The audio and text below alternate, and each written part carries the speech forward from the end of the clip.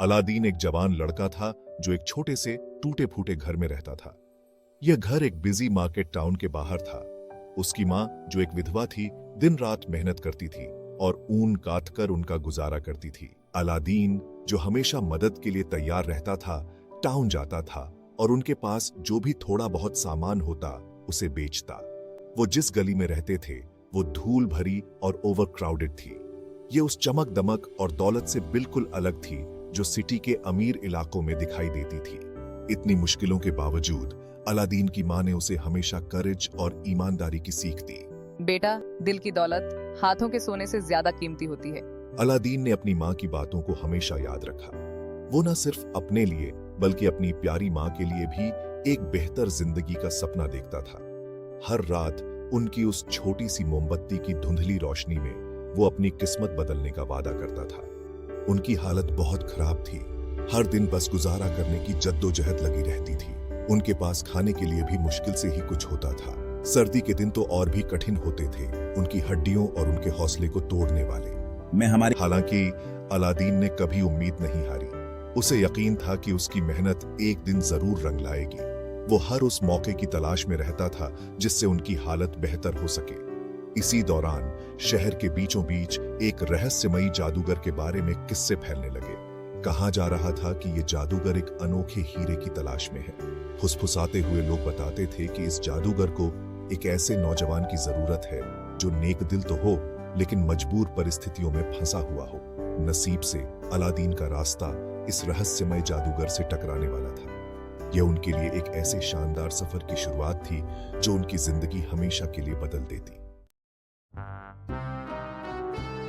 एक आम सुबह जब अलादीन मार्केट में अपना सामान बेचने की कोशिश कर रहा था, तभी एक अजीब सा बूढ़ा आदमी उसके पास आया।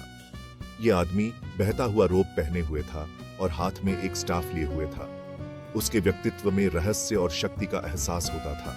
नौजवान, मैं तुम्हारी ही तरह किसी की तलाश कर रहा था। मैं एक दूर देश से आया जादूगर हूं और मुझे एक जरूरी काम के लिए तुम्हारी मदद चाहिए।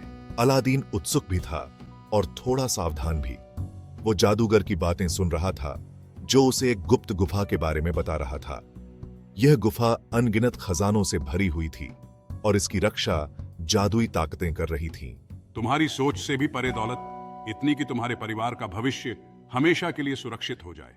बस एक नेक दिल इंसान ही इन खजानों को प्राप्त कर सकता है। अलादीन को शक तो हो रहा था, लेकिन अपने परिवार की गरीबी दूर करने की संभावना ने उसे मजबूर कर दिया। वो जादूगर के साथ चलने के लिए राजी हो गया। वे शहर के बाहर सूखे रेगिस्तानों और घुमावदार घाटियों से होते हुए एक सुनसान और वीरान इलाके में पहुंचे। ये जगह, यहाँ तो कुछ अजीब सा एहसास हो रहा है। वहां जादूगर ने कुछ अजीब से मंत्र पढ़े और उनके सामने की जमीन खुल गई। उनके सामने गुफा का एक अंधेरा रास्ता दिखाई दिया। ये चिराग लो, अकेले गुफा में जाओ और इसे वापस लेकर आना। किसी और चीज को हाथ मत लगाना। इस चिराग का जादू तुम्हारी रक्षा करेगा। डर और उत्साह के मिश्रण के साथ अलादीन गुफा में चला गया। उसे क्या पता था कि अंदर उसे जो मिलने वाला है वह सब कुछ बदल देगा। गुफा के अंदर अलादीन खुद को एक ऐसी दुनिया में पाता है जो उसने पहले कभी नहीं देखी थी। दीवारें चमकते हुए रत्नों और सोने से जड़ी हुई थीं और हवा में एक अजीब सी चमक थी। वो इस नजारे को देखकर हैरान था, लेकिन उसे जादूगर की बात याद थी कि उसे चिराग के अलावा किसी और चीज को हाथ नहीं लगाना है। जैसे जैसे वो अंदर जाता गया, खजाने और भी शानदार होते गए। हर कदम पर उसे अपनी ओर आकर्षित कर रहे थे। मुझे ध्यान रखना होगा, सिर्फ चिराग। आखिरकार वो गुफा के बीच में बने एक छोटे से चबूतरे पर पहुंचा, जिस पर वो सादा सा तेल का चिराग रखा हुआ था। चारों ओर फैले खजानों की तुलना में यह चिराग बहुत ही मामूली लग रहा था, लेकिन अलादीन को चिराग की तरफ एक अजीब सी खिंचाव महसूस हो रही थी।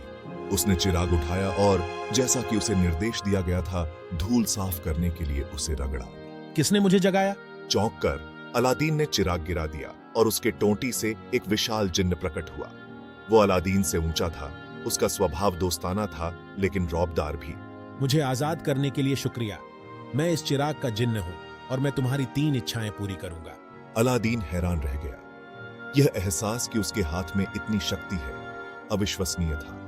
उसने अपनी माँ के बारे में सोचा, उनकी गरीबी के बारे में और उन सभी सपनों के बारे में जो उसने देखे थे।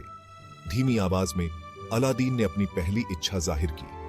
इस इच्छा ने ऐसी घटनाओं को जन्म दिया जिसने उनकी जिंदगी हमेशा के लिए बदल दी। अलादीन अभी भी जिन्न के प्रकट होने से हैरान था। अपनी पहली इच्छा जाहिर करने से पहले वो हिचकिचाया। उसने अपनी मां की जिंदगी भर की कड़ी मेहनत और उनकी अनंत गरीबी के बारे में सोचा। मेरी इच्छा है कि इतनी दौलत हो कि हमें कभी किसी चीज की कमी ना रहे। जिन्न ने ताली बजाई और तुरंत ही अलादीन के फटे कपड़े एक राजकुमार के लिए योग्य कपड़ों में बदल गए। अपनी पहली इच्छा की सफलता से उत्साहित और प्रोत्साहित होकर अलादीन ने अपनी दूसरी इच्छा जाहिर की। मैं एक राजकुमार बनना चाहता हूं ताकि मैं उस राजकुमारी से शादी कर सकूं जिसे मैं दूर से देखता रहा हूं। जिन्न ने अपने हाथों को घुमाते हुए यह इच्छा भी पूरी कर दी। उसने अलादीन को एक शानदार महल दिया जो सुल्तान के महल से भी बड़ा था। जैसे जैसे अलादीन अपनी नई शाही जिंदगी में ढल रहा था, उसे एहसास हुआ कि उसके पास जो शक्ति है उसका इस्तेमाल वो दूसरों की मदद के लिए भी कर सकता है। अपनी आखिरी इच्छा के लिए मैं तुमसे अपने शहर के सभी लोगों को समृद्धि देने के लिए कहता हूं। उन्हें गरीबी और दुख से मुक्ति दिलाओ। अलादीन की निस्वार्थता से प्रभावित होकर जिन्न ने खुशी खुशी यह इच्छा भी पूरी कर दी। तुम्हारी इच्छाएं पूरी होती हैं। तुम्हारी दया और बुद्धिमानी भरे फैसलों के लिए शुक्रिया।